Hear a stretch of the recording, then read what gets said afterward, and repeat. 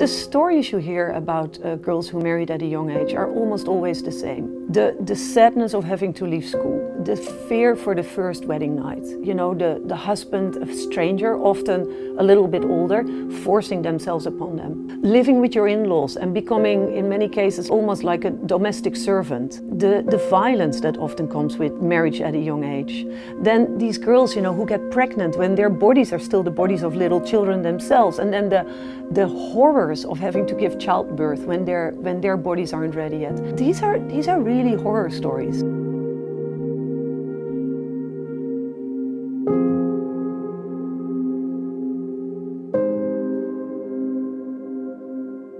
I first got involved in the issue of child marriage when I started thinking about it in 2010. It's strange because the word child marriage says it all. Two words that make you immediately understand what's happening.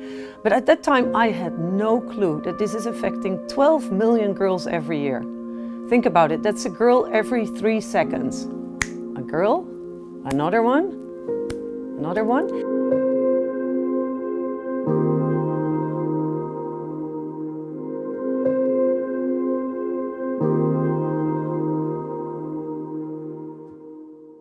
The reasons why child marriage happens are varied. Sometimes it's poverty. When you marry your daughter off at an early age, you have one less mouth to feed. Sometimes it has to do with the sexual security. The fear that a girl will get pregnant before she's actually married and thereby shame the family.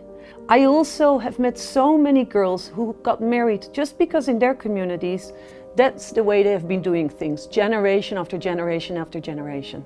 But all these reasons come back to why child marriage happens, come back to one thing. And that is the inequality between girls and boys, between men and women. The idea that a girl is of less value, that she's a burden that you need to get rid of as quickly as you can.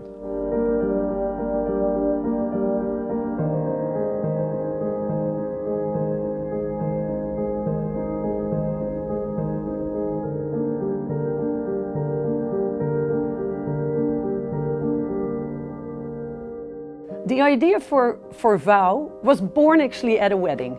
You know, more and more people, when they get married, they want to do something meaningful for other people. So I was wondering, can't we make it possible for brides and grooms who get happily married here in America, in Europe, to make sure that when they say, I do, it becomes possible for a girl somewhere else in the world, who isn't 18 years old yet, to say, I don't. In a way, it's very, very simple. Everybody who's involved with weddings, from brides and grooms, their guests, their families, companies that do registries, the cake makers, the flower makers, the party planners, everybody who's in this business can come together and collectively mobilize resources to make sure that every girl anywhere in the world can decide whether they want to get married, with whom they want to get married, and when they want to get married.